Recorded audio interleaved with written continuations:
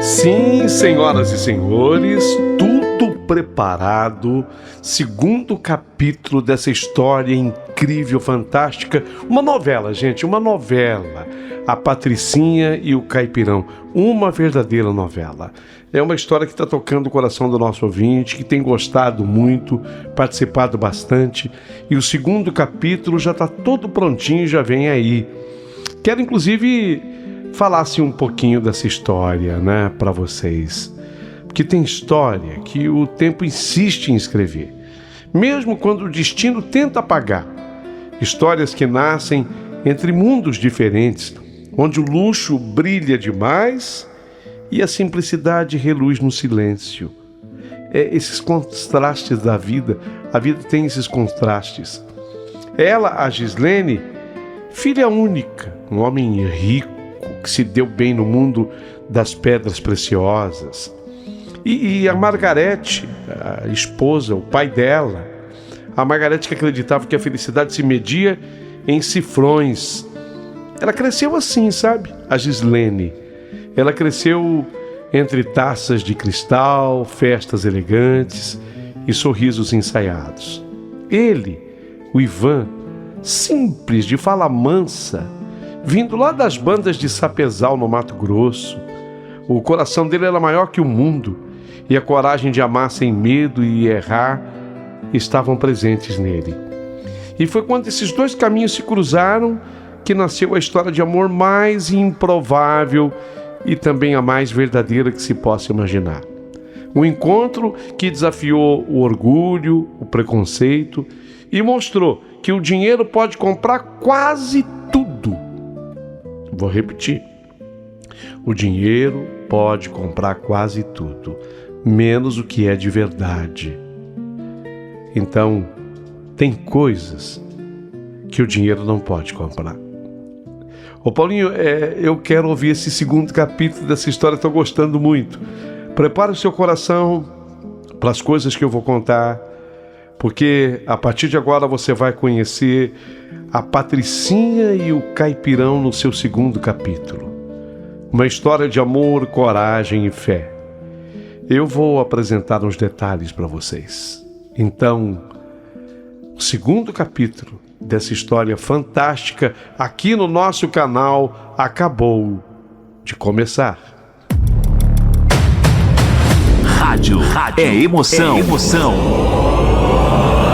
Rádio é verdade. Rádio é Paulinho Boa Pessoa.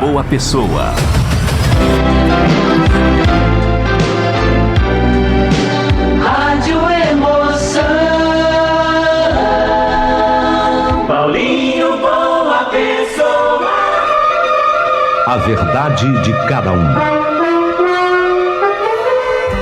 Segundo capítulo da história, a Patricinha e o Caipirão. Ontem o capítulo terminou exatamente no instante em que aquela mãe, a Margarete, ela foi tramando de um lado, tramando de um outro, até que ela colocou a Patricinha dentro de uma cerimônia religiosa do casamento. E sendo madrinha ao lado de Gregório. Gregório não é o namorado dela é o Ivan, o Caipirão. Mas a mãe armou de um jeito que deu certo. Então, quando eles entraram pelo corredor central da igreja, ela e ele como padrinhos, praticamente ele a exibiu feito um troféu. Ele estava ao lado de Gislene linda, aquele vestido azul petróleo era de impressionar, ela linda, maravilhosa. Ele exibiu como um troféu.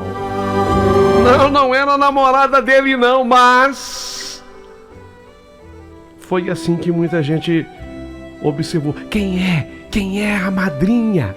É a Gislene Ribeiro, é filha da Margarete, é filha do Theo. Isso, o homem das pedras preciosas. Assim o pessoal comentava ali na igreja.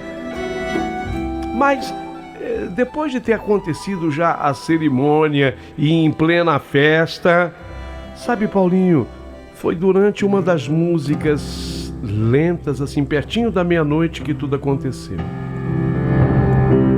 De repente eu sentia a mão do Gregório apertar demais a minha cintura. Detalhe, ele já tinha bebido. Eu senti que aquele homem, ele era exagerado na bebida alcoólica. Talvez usasse até outras cocitas mais. Mas a bebida alcoólica, com certeza, ele exagerava. Eu senti a mão dele apertando a minha cintura um pouco a mais do que eu deveria permitir. Tentei afastá-lo, tentei me afastar, mas ele insistiu. E antes que eu pudesse entender, aí o Gregório, ele aproveitou que nós estávamos assim um pouquinho mais para fora, naquele ambiente quase externo da festa, naquela varanda. Ele tentou me agarrar com força e ele tentou me beijar, eu escapando. Ele tentou me beijar ali mesmo, no canto do salão. Gregório, o que é isso? Me solta! Eu sussurrei, empurrando, mas ele estava alterado, os olhos turvos de bebida e ego. Desculpa, Gislene, desculpa. É que você me deixa louco, menina. Você é diferente. Eu saí apressada, o coração disparado. Aquela festa pra mim havia se transformado num pesadelo. Do lado de fora, o vento frio me fez recuperar o fôlego. Ai, o que eu faço pra me livrar desse cara? Fiquei ali sozinha, tentando não chorar. Foi quando ele veio atrás de mim, pálido, as mãos tremendo. Já pedi desculpas, por favor. Eu bebi um pouquinho. Eu bebi um pouquinho demais. Eu bebi um pouco demais. Não devia ter feito o que eu fiz. Ele parecia arrependido. E eu, abalada, apenas pedi: por favor, Gregório, só me leva pra casa então. Por favor. Tá bom, tá. Ele concordou. Entramos no carro. Mas no caminho, ao invés dele seguir para minha casa, ele saiu rapidamente assim pela estrada e falou: Gislene, calma. O pessoal da família alugou esse hotel, é só para nós. Já previu, o pessoal da família já previu que muita gente ia beber, né? Beber, ficar à vontade. E não dá pra... Eu não tô com condição de dirigir. Então, eu também não quero te deixar sozinho agora. Então, você é VIP. Você é VIP que nem eu sou VIP também. Então você vai descansar um pouco aqui no hotel. Eu, cansada, confusa e tonta de tanto cansaço emocional, eu aceitei. No hotel, ele pediu 2 quartos separados. Foi a única coisa que me aliviou. É lógico que aquilo era uma exigência minha, ele sabia que eu não toparia nunca. Então eu entrei no meu quarto, tranquei a porta e chorei antes de dormir. Quando eu acordei, o sol já entrava pelas frestas da cortina. Eu fui tomar café no saguão e vi o Gregório sentado à mesa com outros convidados. Quando ele me viu, acenou, sorriu e se levantou para cumprimentar-me, como se nada tivesse ocorrido. Mas ali, no meio de tantas risadas e taças de sucos do café da manhã, eu percebi: a versão dele seria outra. E foi a versão dele era outra. Na segunda-feira, a cidade inteira parecia saber que Gislene Ribeiro tinha passado a noite no hotel com Gregório, o filho do industrial. Os boatos se espalharam rapidamente. E para minha mãe,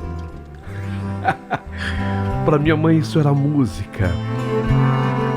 Ela não acreditou na minha versão. Ou a minha mãe não quis acreditar. Ah, danadinha! Esticou no hotel com o Gregório, fez muito bem. Finalmente, minha filha está sendo falada ao lado de um homem de respeito, de nome, filho de industrial. Industrial também é. E para consolidar a farsa, ela mesma armou o golpe final. 3 dias depois, Dona Margarete, a minha mãe, organizou um jantar íntimo em casa. A mesa estava posta com o melhor jogo de porcelana, taças de cristal e flores brancas no centro. Ela me obrigou a descer para o jantar. E quando o interfone tocou, adivinha quem era o convidado? Sim, o Gregório. Ele chegou perfumado, flores nas mãos e um sorriso estudado. Boa noite, Dona Margarete. Gislene, boa noite.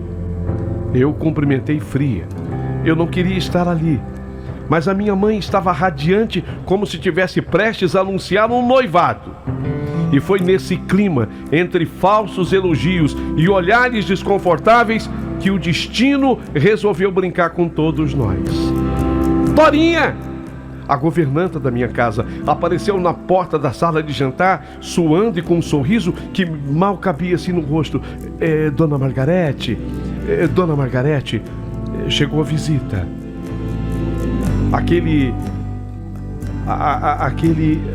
Aquele visitante era alguém que vocês vão se surpreender. Antes mesmo que alguém perguntasse quem era, uma voz forte ecoou da entrada. Ô, de casa! Cheguei! Bateu saudade, eu voltei. Cadê minha mulher? O som daquelas palavras atravessou a sala feito um trovão. Margarete, minha mãe, congelou. O guardanapo de pano escorregou da sua mão e caiu sobre o prato. Gregório, o convidado da mamãe, arregalou os olhos, tentando entender o que estava acontecendo. E eu senti o meu coração disparar. Ivan, ele entrou de botas limpas, camisa xadrez, sorriso largo e aquele brilho sincero no olhar que nem o tempo e nem a distância tinham apagado. Ué, gente, vocês estão tudo pálido. Estão tudo pálido assim por quê? Estão vendo assombração? Sou eu, uai. Sou eu! A cena era digna de novela. O silêncio da mesa só foi quebrado quando o Gregório, sem conseguir se conter, ele caiu na risada. Rapaz, você é engraçado mesmo. Esse seu sotaque é ótimo. A Margarete, a minha mãe, estava roxa de vergonha. E eu, também tentando conter o riso, respirei fundo e falei: Gregório, esse é o meu namorado, o Ivan. O riso dele morreu na hora. O rosto de Margarete endureceu. E por um segundo, o tempo pareceu parar dentro daquela sala. Ivan, ele olhou para mim, depois para todos, e disse com a maior simplicidade do mundo: Ah, bom, agora tá tudo explicado. Pensei que eu tivesse perdido minha mulher, mas tô vendo que ela ainda tá aqui, firme e forte. E por mais que o mundo inteiro tentasse separar a gente, o amor verdadeiro não tem sotaque, nem status e nem dono. O amor iria persistir, prosseguir.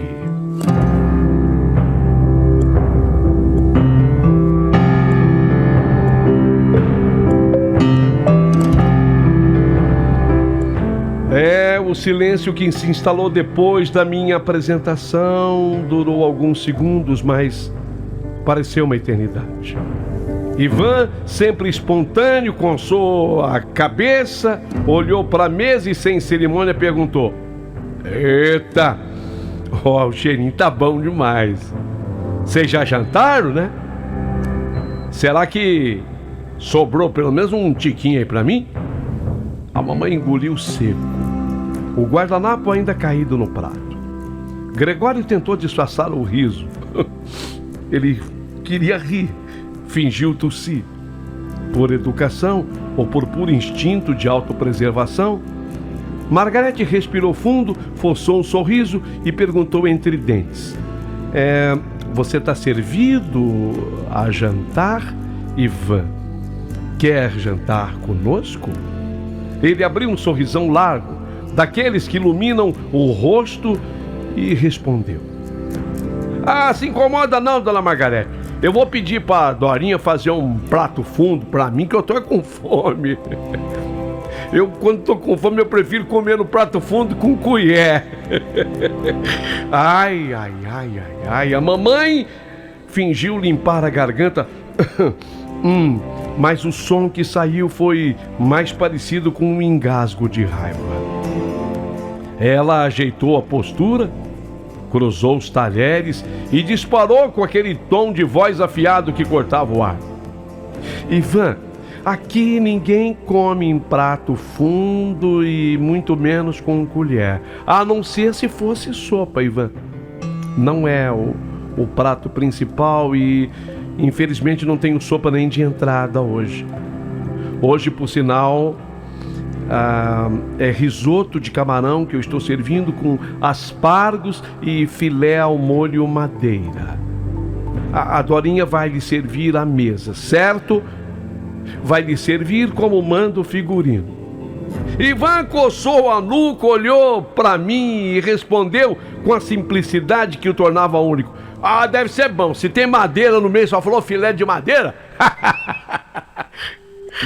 Se tem madeira no meio, a coisa é boa. Ele coçou a nuca, olhou para mim e respondeu com a simplicidade que o tornava único: ué, pode ser. Eu só quero comer mesmo. Risoto, arroz, tanto faz. Se encher o bucho tá valendo, né? Gregório nessa hora não se aguentou. Ele deu uma gargalhada alta, genuína, que ecoou pelo ambiente. A mamãe fuzilou o Ivan com o olhar. Mas ele apenas levantou assim o rosto e se sentou. Dorinha trouxe o prato com o requinte que Margarete exigia: guardanapo de tecido, talheres de prata, taça de cristal. Mas o contraste era inevitável. Ivan comeu devagar, agradecendo a cada garfada. Tá bom mesmo. Esse vinho aqui, esse é de quem estudou. Quando Gregório percebeu o clima estava tenso demais, aí o Gregório se levantou, limpou a boca com o guardanapo e falou: pessoal, já está ficando tarde, amanhã eu tenho uma reunião logo cedo, às 10 horas da manhã na empresa. Foi um prazer, dona Margarete, a recepção. Gislene, obrigado pela companhia. Ivan, gostei de você, rapaz. Até a próxima. O prazer é meu, uai, respondeu Ivan, estendendo-lhe a mão e apertando firme. Gregório, ainda rindo, saiu, e o som da porta se fechando trouxe um alívio que durou, na verdade, pouco. Ivan ainda ficou mais um tempo em casa, conversou comigo, contou as novidades de Sapezal, falou da avó, das colheitas, dos planos para conseguir alguma coisa que ainda fosse melhor. A mamãe, com um sorriso travado, fingia paciência, mas por dentro ela fervia. Quando o Ivan foi embora, deixando um até amanhã, era o jeito dele se despedir. Minha mulher, até amanhã. A Margarete então explodiu. Ela entrou no meu quarto sem bater, mas a porta bateu na parede. Os olhos dela estavam cheios de ódio, respiração curta. Escuta aqui, Gislene, isso é o fim do mundo. O fim do mundo. Eu exijo que você se separe desse caipira imediatamente. Você tá me ouvindo? Que vergonha que eu passei. Que humilhação. Você, filha de Teobaldo Ribeiro, jantando com um sujeito que fala errado, que come risoto como se fosse arroz com feijão e ainda pediu prato fundo com colher. Prato fundo com colher, Gislene! Em pleno jantar de porcelana francesa. Isso é uma afronta. Você não tá vendo que isso não dá certo? Isso é uma afronta à nossa família. O nível entre vocês é muito diferente. Não dá! Não dá! O que você quer que eu faça pra você enxergar que não dá? Eu me levantei devagar, tentando conter as lágrimas, mas a minha mãe continuou sem piedade. Você quer destruir tudo que eu construí? Você quer virar chacota da sociedade?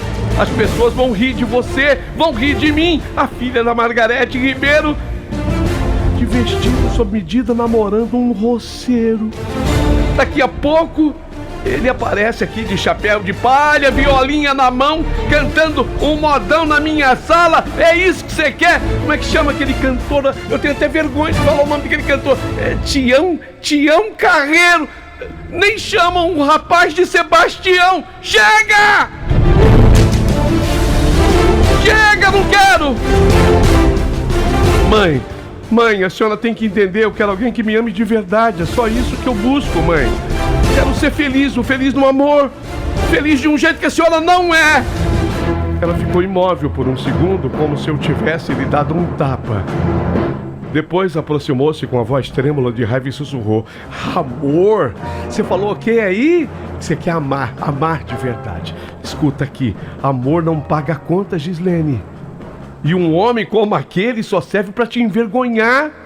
Ou você termina com isso agora, ou você vai me esquecer. Vai esquecer que você tem uma mãe. Vai esquecer! Aquelas palavras cortaram-me fundo. Ela virou as costas e saiu.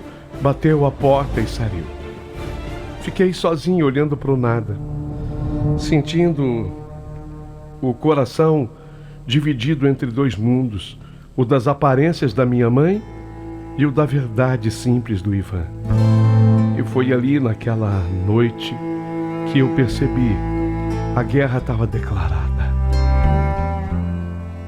3 dias. Apenas 3 dias depois dessa briga com a minha mãe, as coisas começaram a mudar. Não para melhor, mas para muito pior. Aquela conversa maldosa de que eu teria passado a noite no hotel com o Gregório tinha finalmente parado. Parecia. A cidade tinha esquecido. Mas a Margarete, a minha mãe, não sabia viver sem espetáculos. Ela percebeu que o silêncio não a favorecia. Então, com aquele jeito doce que ela usava quando queria ferir, sem parecer cruel, fez a conversa renascer. Espalhou o veneno de forma calculada, falou em boas intenções, mas espalhou palavras que, como facas, encontraram o ouvido certo. Ela queria que chegasse aquela história aonde? No ouvido do Ivan. Então, naquela tarde, o telefone de casa tocou. Era a Dorinha quem atendeu. E depois veio me chamar assustada. Senhorita Gislene, o moço tá aí. O Ivan. Meu coração bateu forte. Tão forte que parecia querer fugir do peito. Eu desci apressada, ajeitando o cabelo, com um sorriso tímido no rosto, mas o que eu vi na porta me paralisou. Ivan estava ali parado, o rosto fechado, os olhos duros, as mãos sujas de poeira, parecia ter vindo direto da estrada. Por um momento pensei que fosse saudade, mas não era. Era raiva. Você tá boa? Foi assim que ele me cumprimentou. Você tá boa? Ele perguntou com voz seca. Tô sim. E você, Ivan? Que bom que você apareceu. Ele deu um sorriso amargo. Apareci. Mas eu acho que o que eu vim falar não é bom, não. Não é bom mesmo. Antes que eu pudesse entender, ele avançou mais 2 passos, os olhos queimando de decepção. Sabe, Gislene, eu sei que o povo às vezes fala demais. Eu sempre achei que era intriga, mas dessa vez foi demais pra mim. Estão dizendo aí que você dormiu num hotel com aquele rapaz que tá aqui, o tal de... Até foi simpático comigo, o tal de Gregório.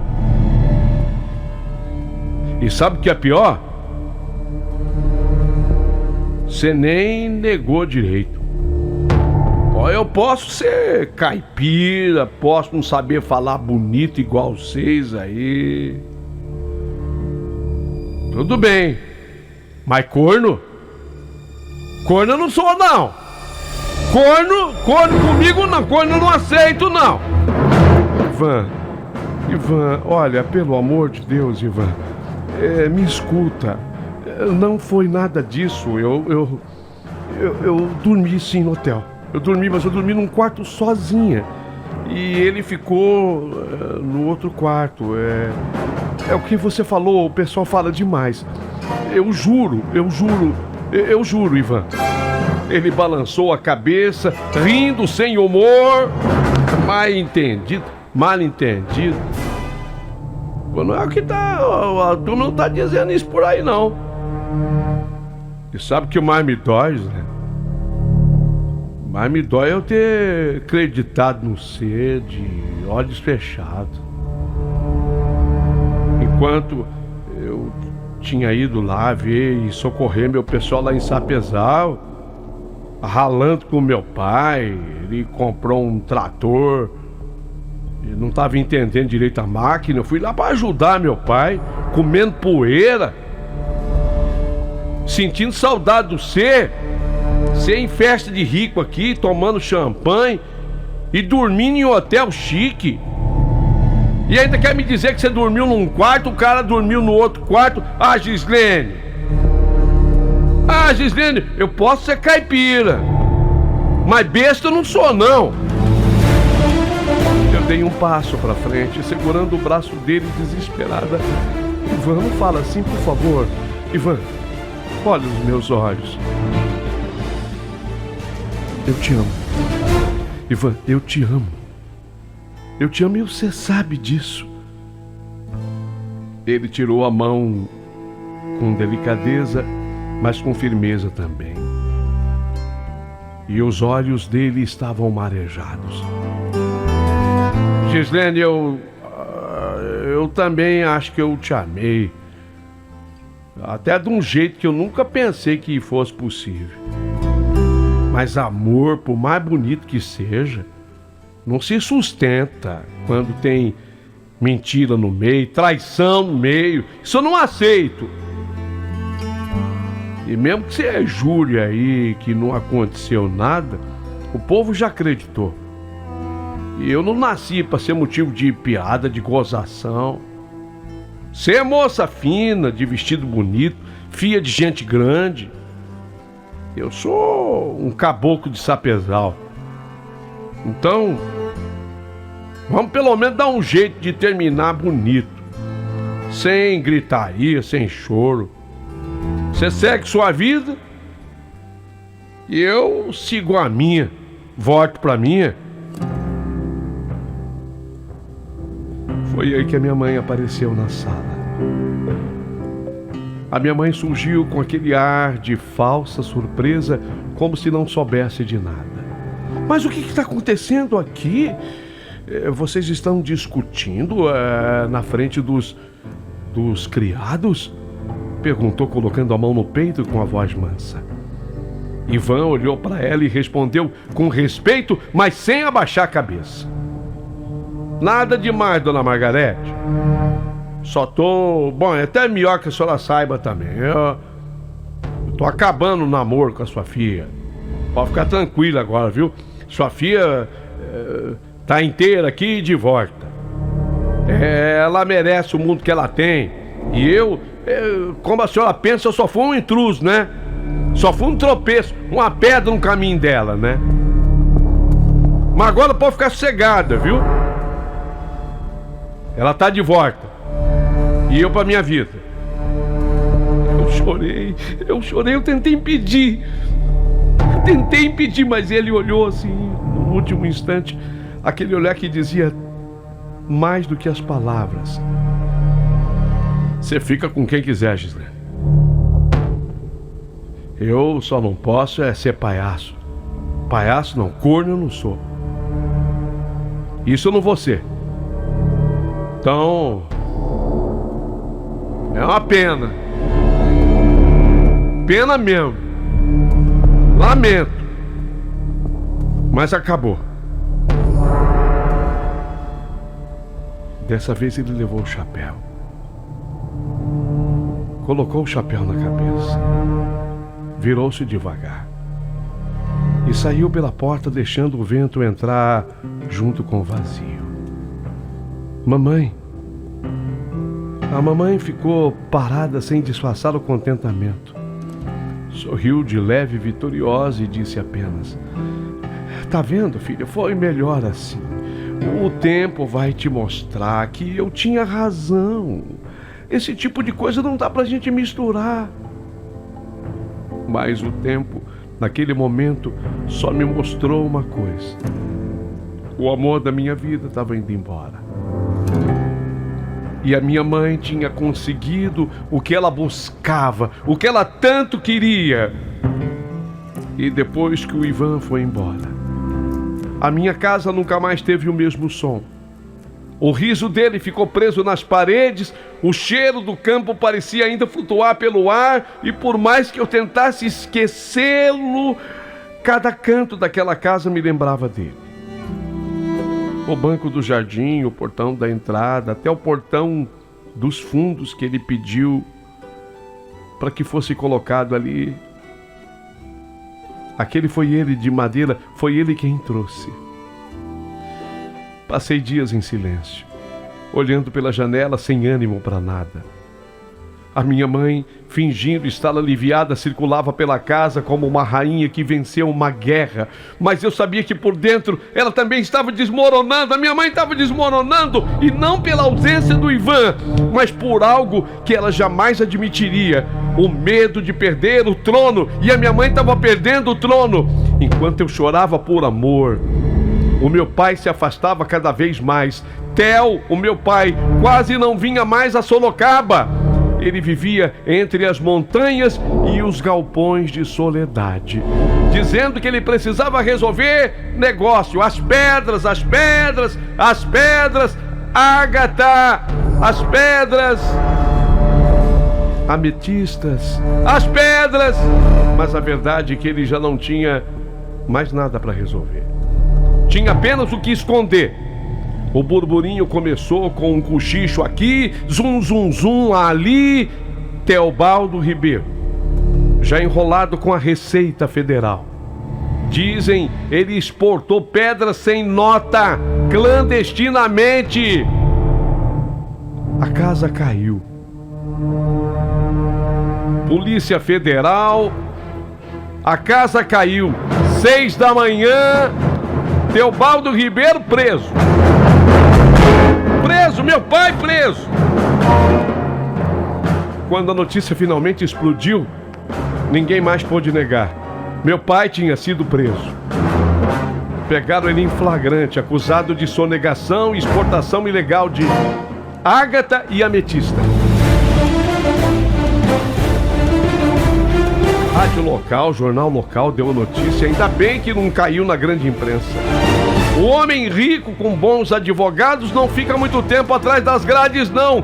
E de fato, 10 dias apenas, mas 10 dias suficientes para transformar minha mãe numa sombra do que ela era. Margarete, a mulher que viveu de aparência, se escondeu do mundo, trancou-se em casa. Os dias passaram, ela ali, fumando. Minha mãe, quando fica nervosa, fuma sem parar. O olhar perdido. Meu pai, quando saiu da cadeia, em soledade, dali ele desapareceu. Descobri depois, por meio de um ex-funcionário, que ele tinha fugido via Paraguai e seguido para um país europeu qualquer. Foi para longe, lá onde ninguém o julgasse, lá onde ele pudesse recomeçar com a Tereza, a outra mulher dele, e 2 filhos que tivera com ela, Ítalo e o Igor. Ítalo e Igor. Ele escolheu a outra família, deixou a gente para trás. Sem dinheiro, sem nome e sem chão. E o que seria daí pra frente? Você vai ficar sabendo no próximo capítulo da minha história. A Patricinha e o Caipirão.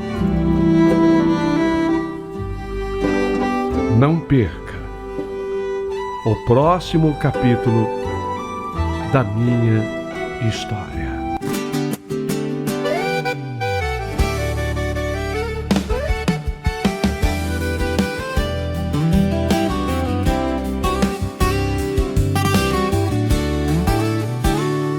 Ela nasceu entre o luxo e o ouro, entre taças e porcelana. Ele veio do barro vermelho, de chapéu, sorriso e manhã. 2 mundos tão diferentes, mas o amor não lê razão.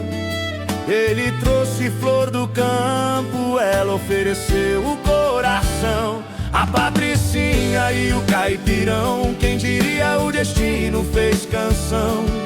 Entre o asfalto e chão de chão batido, nasceu o amor mais bonito e sofrido. A Patricinha e o Caipirão, mostrando que a vida é contradição.